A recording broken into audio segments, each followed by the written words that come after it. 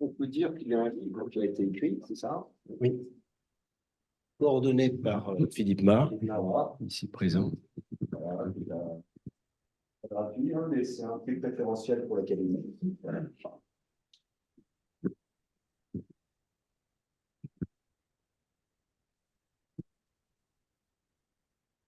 Monsieur le Président, Monsieur le Secrétaire général, mes chers collègues, merci de votre accueil. Je vais vous parler du livre que nous avons réalisé avec l'Académie et Philippe Mar notamment, à propos du professeur Jean-Michel Dubernard, un chirurgien au service de l'homme, qui est né en 1941 et malheureusement décédé en 2021.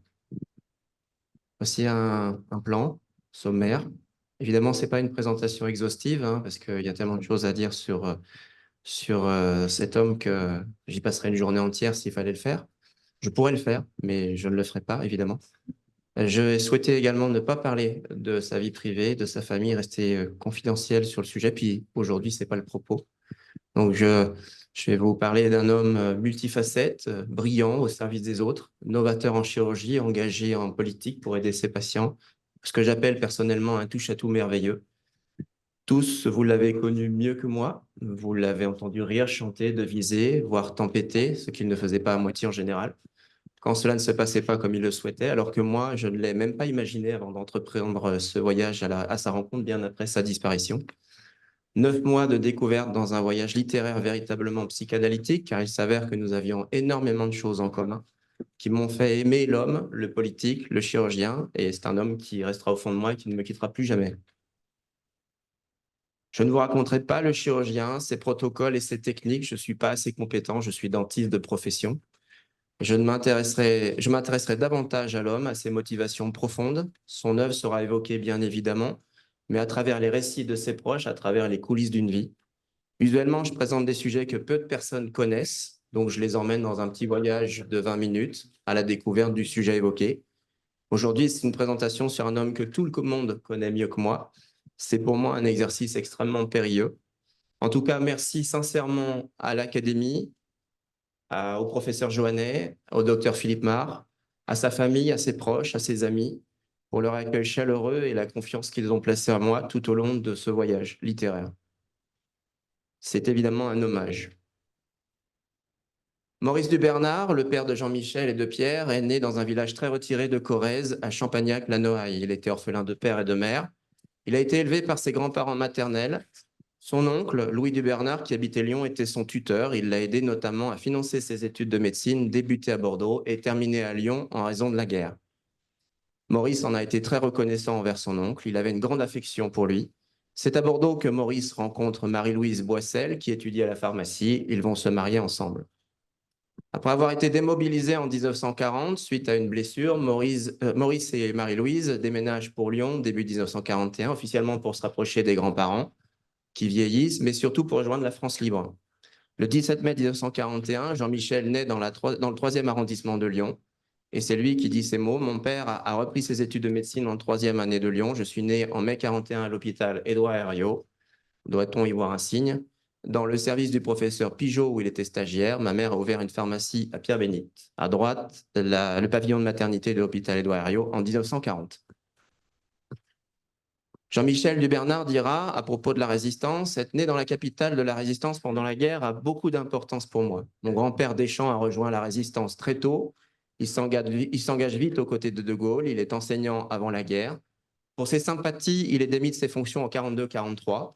Sa grand-mère est aussi une résistante de la première heure. Jean Moulin est venu dormir chez eux en février 43 notamment, et il attendait un soir un message codé sur la BBC qui sera prononcé. La maman de Léontine a fêté ses 28 ans. Ce message autorisait son décollage. Le soir même, Jean Moulin est parti pour Londres. Le surnom de Jean-Michel, qui était Max, il y a deux hypothèses. Soit le surnom de Jean Moulin dans la Résistance, Max, soit le fait que Jean-Michel Dubernard était toujours au maximum. Madame Alice Deschamps et sa fille Henriette vivent à Miribel. La famille Dubernard s'y rend souvent pour visiter la famille. Les deux femmes sont traquées par la Gestapo. Et c'est à ce moment-là que Marie-Lou et Maurice Dubernard, les parents de Jean-Michel, ont proposé à Alice et à sa fille Henriette de se cacher dans la maison inhabitée de Corrèze, tous deux accompagnés du petit Jean-Michel, qui a alors 2 ans. ce qui va leur donner un alibi pour passer les éventuels barrages, car les têtes de la grand-mère, alors on parle de Renaud Racure, qui est le filleul de Jean-Michel Dubernard, et c'est lui qui parle. Donc la tête de sa grand-mère et de sa mère, donc Alice et Henriette, sont mises à prix et activement recherchées. Donc elles sont parties avec des faux papiers sur la droite et elles vont prendre la précaution de garder des noms d'emprunt avec les mêmes initiales au cas où leurs initiales d'origine étaient brodées sur leurs vêtements pour ne pas les trahir. La Gestapo, je l'ai dit, recherche 2 femmes, mais ne cherche pas 2 femmes et un enfant. Arrivées en Corrèze, elles vont prendre contact avec les réseaux de résistance locaux et vont s'y impliquer tout de suite. Les 2 femmes ne se séparent jamais de Jean-Michel. Placé sur le porte-bagages d'Henriette, le petit garçon sera le meilleur sauf-conduit pour la jeune femme pour passer les barrages et transmettre des informations aux résistants. Le petit Jean-Michel sur la gauche. À Pâques en 1944, à Champagnac-la-Noaille, avec André Desroches et Huguette Desroches, Alice Deschamps et Henriette Deschamps. Et toujours le petit Max. À la fin de la guerre, sa mère va venir de Lyon à Champagnac et elles vont se rendre à Breuil de Saint-Victor en Dordogne pour rejoindre son père. C'était en septembre 1944. Max a 3 ans et un petit frère Pierre l'attend à son retour. La vie reprend son cours. Plus tard, les 2 garçons vont aller au lycée Jean Perrin à Lyon en pension faire les études secondaires. Ils rentrent que le week-end. En haut à droite, c'est une photo des enseignants de Jean Perrin en 1948 avant de faire des études de médecine à la faculté de médecine de Lyon en bas à droite. Max lit beaucoup. Tout l'intéresse, il aime la poésie, écrit des vers où il déclame son amour pour sa ville, Lyon. Il laisse libre cours à sa sensibilité, sa mélancolie. Il n'existe pas de vers auprès de sa famille, j'en ai pas retrouvé. Maurice lui fait découvrir la mythologie, la figure du Minotaure, mi-homme, mi-taureau, l'accompagnera toute sa vie. Un univers où tout est possible, tout est imaginable, où la différence est acceptée. Il aime aussi l'astronomie, sa mère va lui offrir une lunette. L'infini de l'univers, la quête d'un autre monde. Cet infini va le questionner toute sa vie et il sera retrouvé une revue Science et Vie sur le cosmos dans sa valise au lendemain de sa mort par Gilles, son fils. C'est un grand travailleur, il ne pratique que la ligne droite dans son travail, le meilleur trajet pour marquer un essai dans l'embut adverse au rugby. La bagarre ne lui fait absolument pas peur. S'il était parfois bourru, s'il n'hésitait jamais à afficher sa réprobation quand il n'était pas d'accord, s'il n'hésitait pas non plus à remettre en place les prétentieux arrogants, c'était un homme droit, un homme de parole, tenant ses engagements envers et contre tout, un humaniste qui aimait les gens, qui les défendait. Il était d'une fidélité irréprochable en amitié, il était humble et accessible. Bien que rugueux parfois, le rugbyman de cœur à la fois généreux, tenace, confiant en ses capacités, ne lâchant rien, le scientifique d'esprit réfléchi et ne se fixant absolument aucune limite. S'il a arrêté la pratique du rugby après ses études, il regardait tous les matchs à la télévision. C'était aussi un bon vivant, dont beaucoup de gens dans les colloques et congrès se rappellent encore de ses chants. Le Gaune, c'est le minot marseillais, c'est l'adolescent de la ville de Lyon.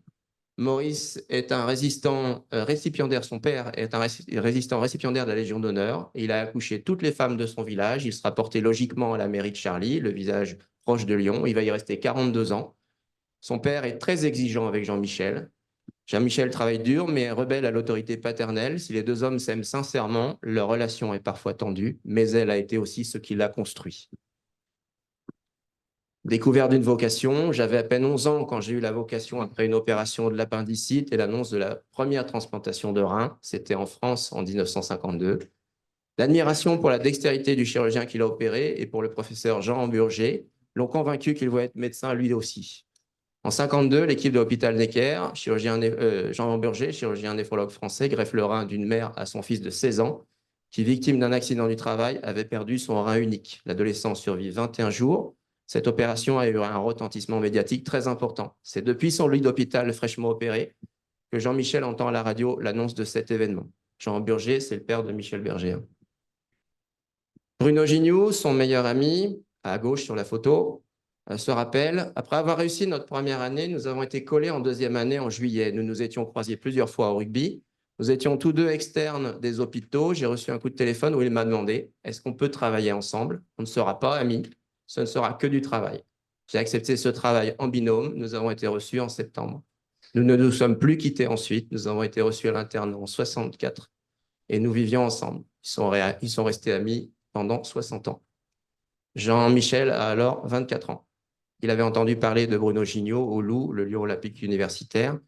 où Max a été troisième ligne et puis a été le médecin du loup jusqu'à son départ aux USA. Et c'est Bruno qui va prendre la suite de la médecine auprès du loup. Donc, il parlait déjà de la transplantation, il voulait greffer une tête. Le chirurgien sud-africain, le professeur Christian Barnard, venait de faire sa première greffe du cœur le 3 décembre 1967. Il était venu à Lyon et lors d'un bidule, donc une soirée pour les internes, tous les internes étaient présents. Barnard avait été invité, Max se l'était accaparé et à la fin de la soirée, Max a dit « moi aussi je grefferai ». Sans avoir encore obtenu ses diplômes, il occupe toutes ses soirées lyonnaises à expérimenter les greffes de reins sur les chiens dans un laboratoire. Il rêve de greffe, de transplantation. C'était une obsession chez lui, un rêve d'enfant inaccessible qu'adulte, il rendra accessible.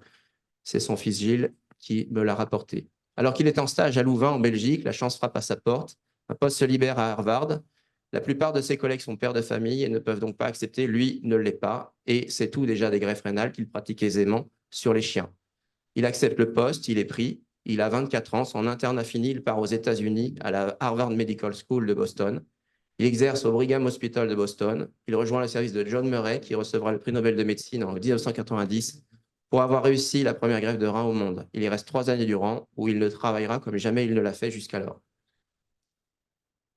Pour ceux qui ne l'ont pas lu, L'Hôpital a oublié l'homme, c'est un livre extraordinaire aux éditions Plomb en 1990. C'est devenu une bible à titre personnel. Jean-Michel est urologue, professeur d'université. Il exerce à l'hôpital Édouard Herriot au pavillon V. Je me suis lancé très jeune dans la recherche. J'avais 24 ans lorsque, jeune interne à Boston, un protocole m'a permis de démontrer le rôle des anticorps dans le rejet des greffes. On reconnaît le chercheur de base à ce qu'il sent le chenil. Il m'a fallu 10 ans, des centaines de rats, des dizaines de chiens pour mettre au point la technique de la greffe pancréatique chez les sujets diabétiques dont j'ai réalisé la première en 1976. Principe novateur, il obture le canal pancréatique avec du néoprène. C'est la première greffe européenne du bloc 1 pancréas. C'est encore Jean-Michel Dubernard qui parle.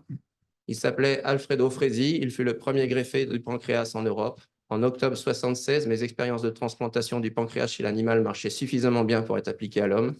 C'est alors qu'Alfredo Fresi vint consulter le chef de service de néphrologie voisin. C'était un malade des environs de 1000 ans, diabétique et insuffisant rénal. Il attendait le miracle d'une éventuelle greffe de rein. Grabataire, il ne quittait plus son lit à cause de complications secondaires dues au diabète.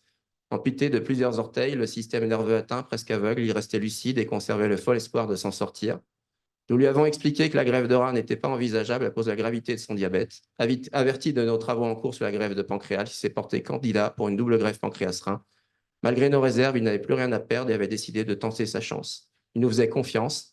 Avec son accord, nous avons prévu d'effectuer dans un premier temps la transplantation du pancréas pour guérir son diabète, puis en cas de succès, celle de la greffe du rein. C'était l'occasion pour Alfredo de retrouver un semblant de vie normale et pour moi de voir aboutir des années de recherche. Ce saut dans l'inconnu ne relève pas de décision ordinaire. Quand un donneur compatible se présente, imagine-t-on l'état d'esprit du chirurgien? Bonaparte disait « on avance et puis on voit ». Avant l'intervention, je me suis enfermé seul dans une salle de consultation. Allongé sur une table d'examen, je me suis détendu physiquement tout en me concentrant. J'ai répété mentalement tous les temps de l'opération du donneur et de celle du receveur. Quand on me prévint qu'enfin tout était prêt, j'étais comme un boxeur prêt à monter sur le ring. L'opération a duré 8 heures et s'est très bien passé. 6 heures après, la mise en place du greffon, la glycémie est redevenue normale et le sucre a disparu de l'urine. 3 mois plus tard, nous lui avons greffé le rein promis avec succès. En 88, il y a toujours un moment où il faut se jeter à l'eau, tester de nouvelles techniques ou de nouveaux outils. Dernière chance pour le malade, opportunité pour le médecin. Il suffit parfois de quelques heures pour que l'aboutissement d'années de recherche se solde par un succès ou un échec. J'ai effectué en 88 la première greffe mondiale des glandes surrénales parce qu'un médecin souffrait d'un cancer du rein bilatéral avec métastase au niveau des 2 surrénales. Quand j'ai évoqué l'éventualité d'une double greffe rein surrénale, il a sauté sur l'occasion malgré ma réserve. Il a eu raison.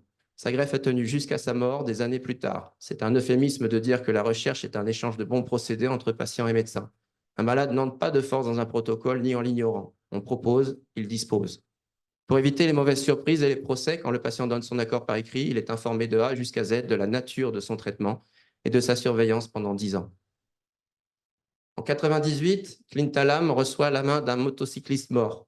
C'est Jean-Michel Dubernard qui l'a greffé. C'est la première fois dans le monde. L'intervention a débuté à 10 heures et s'est achevée à 23h30. Elle s'est déroulée au pavillon V de l'hôpital Édouard Herriot. Dubernard a monté pour l'occasion une équipe de 7 autres chirurgiens qu'il a sélectionnés personnellement, tous des pointures internationales. Il en prend logiquement la direction. Pour information, la veille au soir, il est au Crillon, à Paris. Il a un rendez-vous avec la famille Mérieux pour obtenir un financement pour cette fameuse greffe qu'il n'a pas jusque-là. La famille des Mérieux dit oui, on te donne l'argent. Là, il prend un taxi à 21h30 et il dit à Lyon, s'il vous plaît. Le taxi le regarde et lui dit, mais il n'y a plus de train à la gare de Lyon, monsieur. Mais ce n'est pas la gare que je vous demande, vous m'emmenez à Lyon maintenant. Il a traversé Paris-Lyon en voiture. Il est arrivé au bloc. Il avait évidemment au préalable signalé à son équipe de se tenir prête et de préparer le malade et tout préparer. Et quand il est arrivé au petit matin, eh bien, il a opéré tout de suite. Après l'opération, Clint Hallam, un Néo-Zélandais, déclenche une polémique. Il avait caché ses antécédents judiciaires et le fait qu'il a fait de la prison. C'est là d'ailleurs qu'il s'est tranché accidentellement la main avec une scie circulaire. Il est notamment recherché par la police pour plusieurs affaires d'escroquerie après son opération. Il vole d'autres patients, cherche à se faire payer pour ses apparitions médiatiques et ne suit pas les lourds traitements immunosuppresseurs nécessaires, ce qui provoque plusieurs crises de rejet.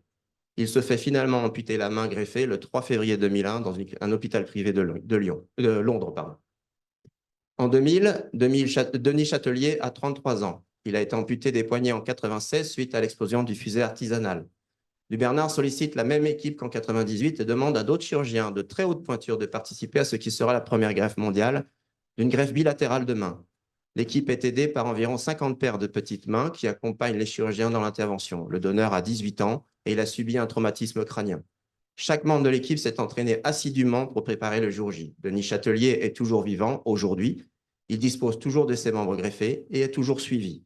Il participe activement à une association d'aide aux handicapés. Lionel Badet, sur la droite de la photo, au centre Xavier Martin et JMD sur la gauche. Lionel Badet, son élève et successeur actuel à la tête de son service, dit des travaux de son maître. La première phase a été celle des greffes pour sauver des vies, rein-cœur. La deuxième phase, celle qui améliore la qualité de vie, pancréas. La troisième, imaginée par Jean-Michel Dubernard, vouée à prendre en charge des handicaps majeurs de manière à pouvoir reprendre une vie en société. On retournait à la racine de la transplantation, sauver la vie des gens d'une mort sociale et familiale. Denis Châtelier, à la mort du professeur Dubernard, a produit un témoignage bouleversant dans un livre recueil signé par plein d'amis, de proches, de collègues qui ont travaillé avec lui, qui a été fait en interne à l'hôpital Édouard Herriot, que sa fille Estelle m'a gentiment communiqué, a écrit ces mots. Depuis que j'ai appris votre décès, cela m'a vraiment bouleversé. Vous étiez un homme généreux, très humain. Vous pouvez être très fier de cette première greffe mondiale vous pouvez être très fier de cette première mondiale de ma greffe des deux mains, le 13 janvier 2000. Vous m'avez redonné goût à la vie et pour cela, je vous en remercie. J'ai un poème pour vous. J'ai gravé votre nom sur le sable, la mer l'a emporté. J'ai gravé votre prénom sur un arbre, les écorces sont tombées. J'ai gravé votre prénom dans mon cœur. Celui y est resté. Je vous quitte de la plume de mon stylo, mais pas de mon cœur. Il y avait énormément d'affection entre les deux hommes. À droite, en 2000, un congrès international de transplantation à Rome. Denis Châtelier est convié et il demande une audience privée avec le pape. Jean-Michel va lui obtenir. Et pour la petite histoire, Denis Châtelier avait perdu sa valise à l'aéroport de Rome et c'est Lionel Badet qui va lui prêter ses vêtements. En 2005, Isabelle Dinoir est dévisagée par la morsure d'un chien. Dubernard intervient et monte de nouveau une équipe pour réaliser une première mondiale. La greffe partielle d'un visage, lèvres, nez, menton. Il s'associe avec le professeur Devauchel, chef du service de maxillofacial du CHU d'Amiens. C'est une nouvelle fois un succès. L'intervention a duré 15 heures. La donneuse était une personne en coma dépassée de l'hôpital d'Amiens. Devant les médias du monde entier, Jean-Michel Dubernard s'exclame « Nous ne sommes pas là pour faire des premières mondiales, mais pour traiter des gens en souffrance ». Isabelle Dinoir est décédée en 2016 des suites d'un cancer des poumons. Elle fumait beaucoup. Bruno Gignoux se rappelle. En 2005, la veille de la greffe du visage d'Isabelle Dinoir, il était venu manger chez moi. Il venait manger la veille de chaque greffe, sauf celle de 98 où il était rentré dans la nuit depuis Paris à Lyon en taxi. Ce soir-là, donc, il me dit « Je vais greffer un visage ». Je lui réponds « Mais Max, ce n'est pas possible ». Il est sorti jusqu'à sa voiture et est revenu avec un énorme dossier. Il m'a montré des photos d'Isabelle Dinoir qui avait été défigurée après la morsure d'un chien. « Si c'était ta fille, tu ferais quoi ?» Un jour bien après, il m'appelle et me demande de venir comme ORL pour examiner Isabelle Dinoir un dimanche matin qui saigne du nez. Je me rends dans son service et je le vois qu'il prend un café avec un groupe de femmes. Il en prend un également. Au bout d'un moment, je lui demande « Où est ta patiente ?» Je suis venu pour l'examiner. Et là, il me dit « Mais elle est là devant toi. » En 2005, il n'a pas l'aval du Comité national d'éthique pour la greffe du visage d'Isabelle Dinoir. Il n'a pas hésité une seconde et je crois que rien ni personne n'aurait pu l'empêcher. La politique, évidemment, ça fait partie de sa vie professionnelle. Il s'est engagé en politique avant toute chose pour aider ses malades. C'était le maître clé de son engagement politique. Il entre au RPR en 1978. En 81, Mitterrand est élu. C'est un vrai traumatisme pour les gaullistes. De 83 à 2007, il est adjoint au maire de Lyon. De 86 à 2007, il est député. De 2008 à 2014, il préside la commission d'évaluation des dispositifs médicaux de la Haute Autorité de Santé et l'Office parlementaire d'évaluation des politiques de santé. J'ai fait une petite coquille, je suis désolé. 2003-2009, de 2003 à 2009, pardon. Dubernard la préside en 2005 sur les rapports du Sénat. Il se définit comme un gaulliste social. Il est devenu très ami avec Chirac, qui le porte en haute estime. Affection pour l'homme, admiration pour le chirurgien. Vice-président du comité de soutien de Jacques Chirac pour l'élection présidentielle de 81, premier président du conseil scientifique de la Fondation Jacques Chirac, administrateur dans le comité d'administration de la Fondation Jacques Chirac. Albert Gelet, un collaborateur au pavillon V, se souvient. Je me souviens du passage de Bernadette Chirac, venu un après-midi dans le cadre des pièces jaunes au pavillon V et qui a pu apercevoir au loin, à travers les portes vitrées du bloc, la première grève de main en cours de réalisation. Jacques Chirac a téléphoné vers minuit au bloc pour te joindre et avoir des nouvelles. Ça aussi, c'est dans le livre recueil des témoignages de l'hôpital Édouard Herriot. En 86, Dubernard est sollicité par Chirac pour devenir ministre de l'enseignement supérieur. Il raconte: en 86, je reçois un coup de téléphone de Chirac pendant une soirée étudiante. Chirac, qui était Premier ministre, me dit: es-tu d'accord pour prendre la recherche à l'université qui dépendait de Monory à l'époque? Il me précise: le seul problème, c'est que Monory veut garder l'université et l'éducation. Et toi, est-ce que tu veux prendre la recherche? Oui. C'était 2 jours avant Noël. J'annule une partie de mes vacances. Je devais aller à Val d'Isère. Dans la foulée, un type m'appelle et me dit: je vais être votre directeur de cabinet. Il vient à Lyon entre Noël et le jour de l'an. Et nous travaillons comme des fous. Patatras, lors du premier conseil des ministres de janvier, c'est Valade qui est nommé parce qu'il y avait déjà noir à Lyon. C'est ça la vie politique. Les publications. Il est auteur d'environ une dizaine de livres et de 359 articles médicaux. Les honneurs. Voici la photo du discours de Jean-Michel Dubernard à l'hôtel de la Selle lors de sa remise de Légion d'honneur en 2010 par le docteur Bernard Accoyer, alors président de l'Assemblée nationale sous la présidence de la République de Nicolas Sarkozy. Bernard était un ami de plus de 30 ans, collègue en médecine, co-interne, co-chef de clinique, collègue aussi sur les bancs de l'Assemblée nationale. Ils sont restés très proches jusqu'à la fin des jours de Jean-Michel Dubernard. Il est chevalier dans l'Ordre national du mérite en 1978, officier dans l'Ordre des Palmes académiques, médaille d'honneur de l'Académie nationale de chirurgie en 2009. Il était déjà membre auparavant. Docteur honoris causa de la faculté de médecine et de l'Université de Liège en 2007. C'est la photo en bas. Prix Medawar 2008, c'est la plus haute récompense internationale dans le milieu de la transplantation, une récompense très rare. Il est commandeur de l'Ordre national du mérite de la République italienne, grand maître de l'Ordre national du Lion au Sénégal, grande croix de l'Ordre de Simon Bolivar en Bolivie. Fellowship ad hominem du Royal College of Surgeons en 2012, American Association of Plastic Surgeons Honorary Award en 2012. Président et président fondateur de nombreuses sociétés nationales et internationales, président de plusieurs congrès scientifiques et tant d'autres choses. Je voulais terminer en disant un mot. Quand on m'a proposé ce travail, on m'a parlé de Jean-Michel Dubernard, le transgresseur. Personnellement, le mot transgression me dérange considérablement. Transgression, dans le dictionnaire Larousse, ça a pour synonyme violation. Transgresser signifie, selon le même dictionnaire, ne pas obéir à un ordre, à une loi, enfreindre, violer. Un péché, c'est une transgression consciente et volontaire de la loi divine, des impératifs religieux. Ce sont des termes en définitive très négatifs. On ne peut pas les employer ici. On ne peut parler que d'innovation, et strictement d'innovation. La preuve, les statistiques parlent d'elles-mêmes. En 2021, le nombre de greffes des mains et avant-bras réalisés dans le monde est porté à 85, et ceci par 26 centres internationaux situés dans 17 pays, dont 9 pour Lyon seulement. Je vais aller plus loin. Au tribunal de Nuremberg, lors du procès des médecins nazis en 1947, il y a le jugement, bien sûr, et le lendemain du jugement sont édictés les 10 commandements qui doivent régir toute expérimentation sur l'homme. Il faut le consentement éclairé, volontaire, sans contrainte ni supercherie du sujet. Si certains se posaient la question d'où vient le consentement éclairé, c'est d'ici. L'expérience doit aboutir à des résultats pratiques pour l'humanité. Les fondements de l'expérience doivent être basés sur des expériences antérieures effectuées sur des animaux et sur la connaissance de la genèse de la maladie. L'expérience doit être pratiquée en évitant toute souffrance et tout dommage au sujet. L'expérience ne doit pas être tentée s'il y a un risque de mort ou d'invalidité pour le sujet. Je pose la question une première fois. Qui pourra jamais dire que le professeur Jean-Michel Dubernard n'a jamais respecté ces règles? Il l'a toujours fait. Je continue. Les risques encourus ne devront jamais excéder la valeur positive du problème que doit résoudre l'expérience. Toute éventualité de provoquer des blessures, une invalidité ou la mort du sujet au cours de l'expérience doit être écartée. L'expérience doit être réalisée par des personnes compétentes et qualifiées. Le sujet est libre d'interrompre l'expérience à tout moment. L'homme de science est susceptible d'interrompre l'expérience à tout moment s'il juge qu'il y a un risque quelconque pour le sujet, qui ne pourra jamais dire que le professeur Jean-Michel Dubernard n'a jamais respecté ces règles. Il l'a toujours fait. Ce n'est donc pas un transgresseur, c'est un innovateur qui a créé une technique chirurgicale sans précédent et extraordinaire. Et pour moi, c'est un homme que j'admire profondément. Soyez enthousiastes car vous pouvez changer le monde. Il n'y a pas de grand projet sans rêve.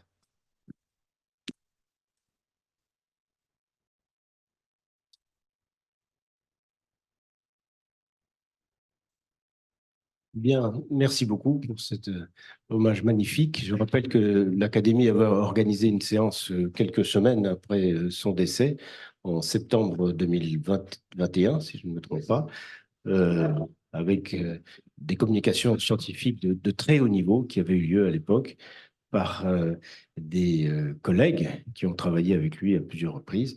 Je ne veux pas tous les citer. Et cette séance avait été conclue par son fils, Gilles Dubernard, qui, je crois, est à distance, nous écoute à distance, avec bien sûr quelques paroles très, très émouvantes à cette époque.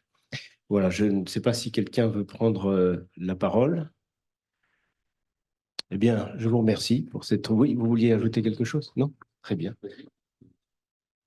Non, non, Président, c'est simplement parce que j'ai été 5 ans avec lui à la Commission des Affaires sociales.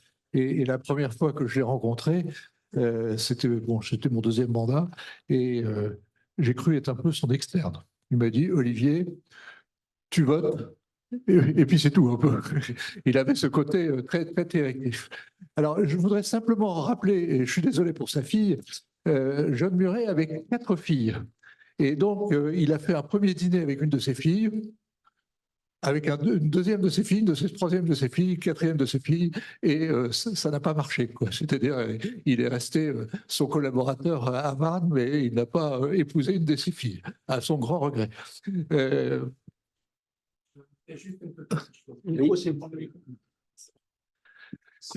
Pour finir, juste une chose que j'ai oublié, une petite chose. Jean-Michel Dubernard pouvait être parfois très provocateur. Et le mot transgression, c'est une provocation. J'en ai longuement parlé avec Gilles, son fils, et Bruno Gignoux, son ami. Et c'est un mot qu'il a lâché en provocation. Après, ça ne l'a pas dérangé, il l'a gardé, c'est resté. Mais à l'origine, c'est ça, l'origine du mot. Et c'est pas ce qu'il est vraiment, c'est un innovateur. Un innovateur. Voilà. Très important. Totalement. Et le dernier point, c'est que j'avais comme voisin au CHU d'Amiens, professeur de Vauchel, et il m'a dit, est-ce que tu connais Max? Et j'ai dit oui. Et donc, je les ai rencontrés pour le bonheur de cette dame, pour faire cette grande innovation qui a été très critiquée au début, hein, faut se rappeler, mais qui était quand même une chose très importante. Alors, je vous rassure, le mot transgression est un mot que nous employons fréquemment ici. Transgresser les dogmes, c'est pratiquement le métier de l'Académie. C'est la clé de l'innovation. Ronald Dura, vous voulez prendre la parole? Oui, je crois qu'il faut rappeler aussi l'ami extraordinaire que c'était. Il était abrupt, oui, mais quand il vous avait en amitié, c'était irremplaçable. Et puis, je voudrais ajouter, en tant que chercheur aussi, et qu'innovateur, qu'il n'y a pas d'innovation sans transgression. Bernard de Vauchel, que tu as cité là, était informé de cette réunion aujourd'hui. Il était très pris, il n'a pas pu venir et il m'a chargé de vous saluer tous. Merci Philippe.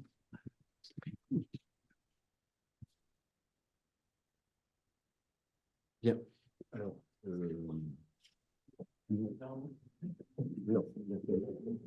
On n'est pas en direct, hein.